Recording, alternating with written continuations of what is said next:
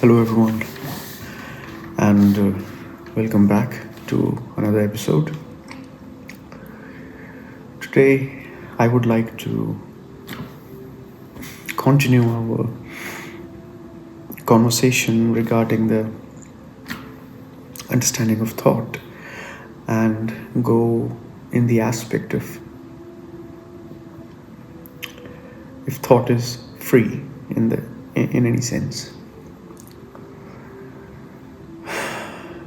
In the previous videos, we have quite nicely discussed that thought is always based on the known,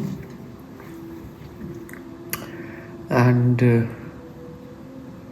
the mind, the brain, wants to stay with the known, in the sense that if any of the great teachers of meditation wouldn't have given us a shock to ask this difficult question whether thought has a limit or not, we would never ask this question, because our brain is living quite comfortably in the field of the known with thought. So we have to be open and aware about the instances where thought reaches its limit. For example, to predict the future,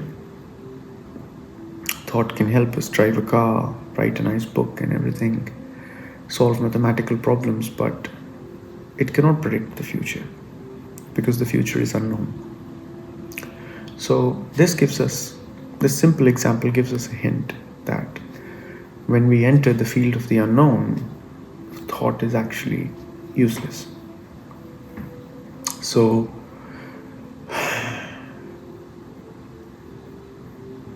how can it be implemented in daily life? Okay. I think one way is to listen the fact.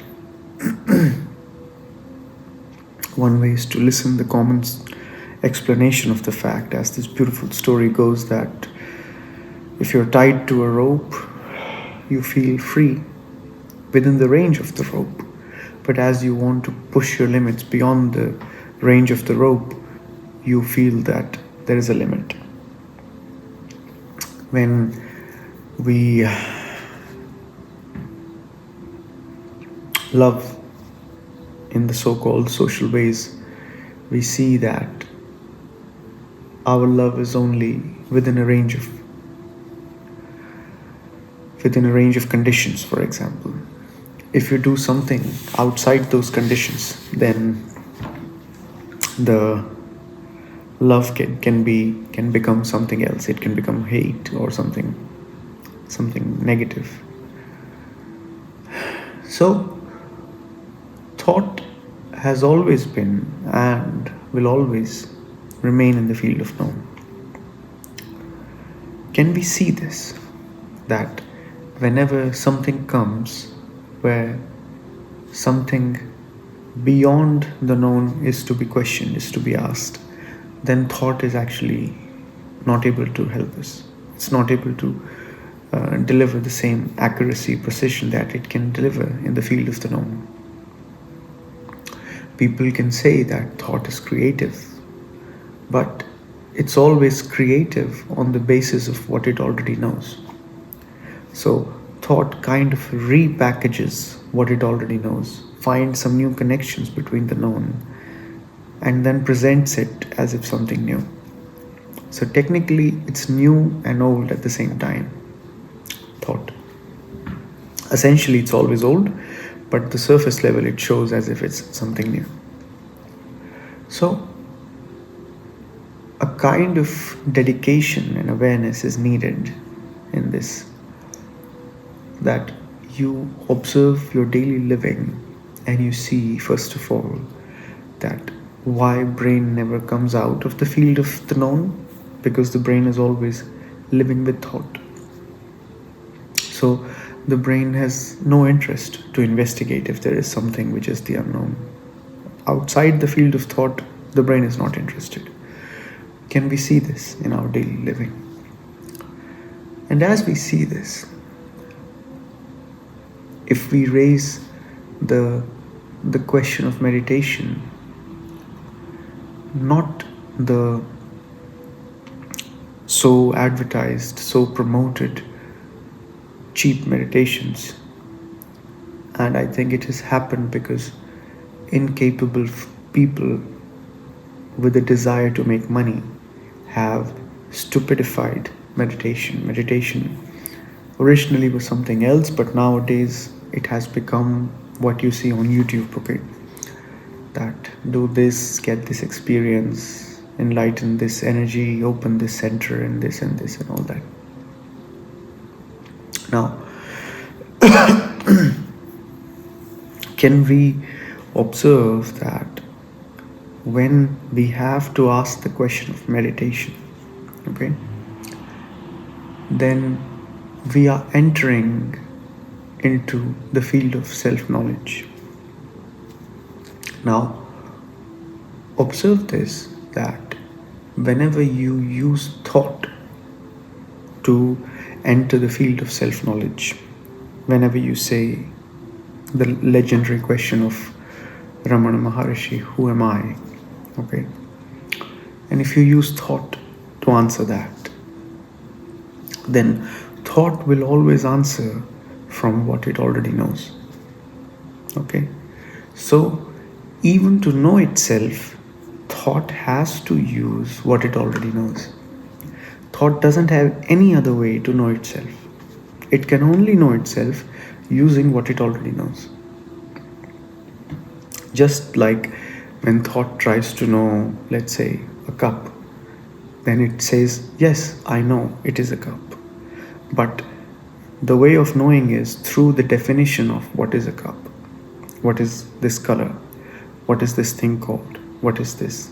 So thought has all the definitions, and it uses all those definitions, the memory, and it fits those definitions on different things, and that it calls knowing. Okay, so when you will ask, who am I, in the meditation, and you will let thought answer it, then thought will answer maybe as your name, your nationality, your relationship, your qualities, goodness, badness, your habits, and this and this and this. All which fall in the field of knowledge, in the field of knowledge. So you would feel like you're getting an answer, but this answer is what you already know. Okay? And it doesn't really make a big difference on your life, because if knowing this would have given you the happiness of the ecstasy of being satisfied, to have a full life, then you wouldn't even ask these questions.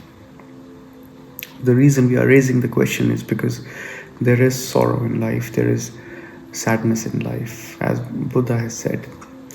And Buddha has also said that there is a solution to this. So,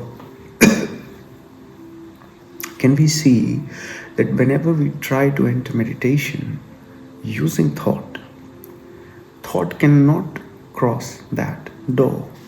It cannot cross that line. It will only end up looking at itself through the knowledge it already has. I hope you're trying to see this. So, if you don't see that, you would end up judging yourself instead of investigating yourself. Okay? And in this process of judging, you would have experiences. Okay, it could be positive, negative, whatever. And then you can give really nice, prolific stories about those experiences. I cleaned my past pains, I cleaned through body pain and this. I have heard countless explanations from people on this. So,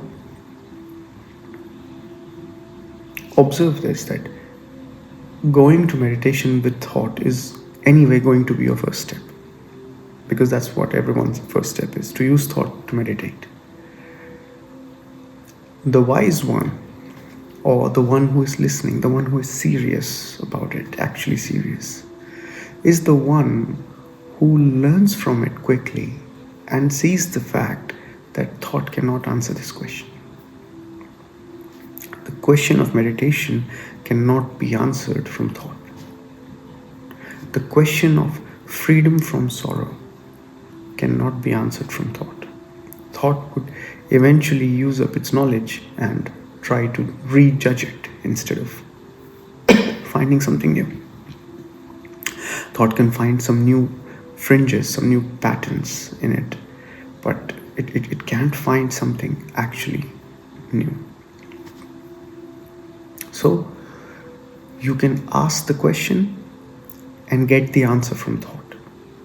Okay? The question and answer is a pair of two things, and this creates an experience. The question and the combination of question and answer will give you an experience. But when you have observed that thought cannot enter or cross that line, because thought is not free after that. Thought is free till this point of knowledge. But when you want to investigate something after knowledge, thought is not free. When you see that, then when you ask the question of meditation or the question of sorrow, then you do not use thought to answer that question. Okay? And then only the question remains. Before you ask the question and the answer is given by thought in some ways, according to a book, according to literature, according to Jung, according to Freud, according to this, according to Buddha, according to this, that, whatever. But when you see that all those answers are coming from what you already know, you cannot cross that point of known with thought. Then you ask the question, but you don't use thought. The logic of it, the rationality of it tells you that if a key is not fitting in a lock, you don't use that key in that lock.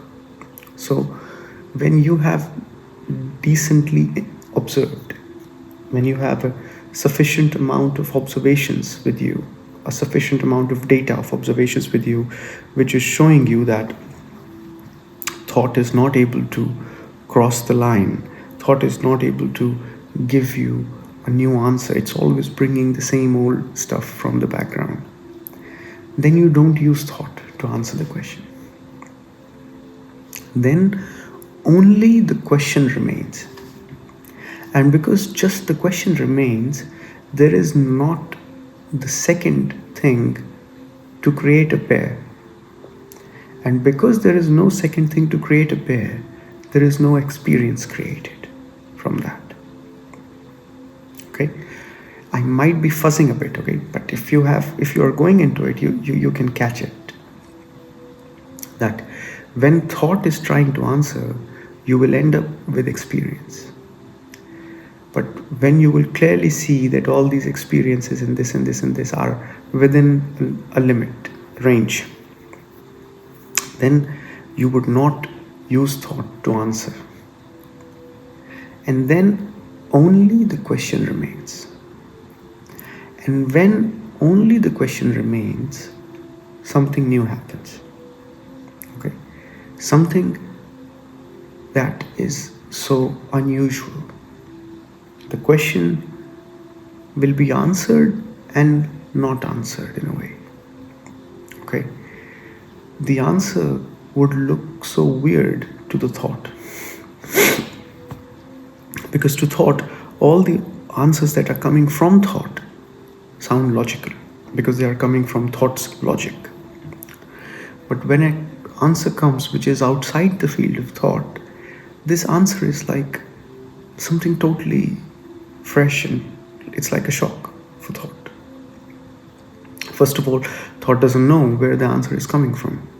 And second, because the answer is so fresh, so new, it is like totally unaccepted by thought. You wouldn't know how you got the answer of the question, and yet you have the answer of the question. And I'm not trying to be something mystical or something. It is actually a logical phenomenon. Just up to a point, the steps are logical, and after that, logic falls apart, you can say, or you can say logic changes its definition after that point. After that point, the unknown is the logical thing to do, because you have reached the limit. So try to test it. Try to see, first of all, that the brain likes to be in this region of the known every day, every day, every day. Second, observe that thought is answering everything according to what it already knows. There is no new answer with the thought. All answers are coming with a different packaging and this and this and this. Third, if thought is answering the question, whether who am I or what is sorrow, what is fear, whatever the question be, you will end up with an experience. There will be an experience of that process, that method, whatever, this method, blah, blah, blah, do these steps, whatever. There are hundreds of YouTubers, okay? And I think that's why they have stupidified meditation, because the real thing is so difficult, maybe, that it's easy to sell the stupid methods by saying, no, meditation is actually very easy, just follow these steps and that's it. 1 hour a day, half an hour a day. So all this is just to set up the business of everything. But when you would see that the answer given by thought creates experience, that will be your litmus test. And when you would not ask thought, and it cannot happen just like this, you have to test it first. It requires an honest testing. And after the honest testing, you don't do that. You ask the question and you don't ask the answer from thought. And then you stay with the question. That's it. Stay with the question. Don't move. Don't let thought come and try to answer it. And then something is there. I'm not going to say what it is there. There is nothing unscientific or illogical here. Until the limit of thought, everything is very logical. We are collecting data. We are scientifically noting down, observing how thought responds, checking thought is replying on the basis of knowledge, and everything is quite logical. Just the last step of staying with the question is what is that cannot be explained. In that sense, you can say, because it's coming from the unknown, and the unknown cannot be put into words. In that sense, words can only explain what you know. Okay, words cannot explain what you do not know. So try to see this. Okay, catch yourself red-handed, and then come to the point where you are not asking thought to give the answer. Come to that point honestly, not in a hurry. Not just listen to this and say, yes, I feel the same, and then you are definitely making a mistake. If literally after listening you say, yes, I feel the same, yes, of course it has happened with me, you have definitely made a mistake. Collect your data first, honestly, and reach the point. And then stay with the question. So I hope this was helpful, and if there are some doubts about it or something, then please write to me and I would try to clarify. Thank you.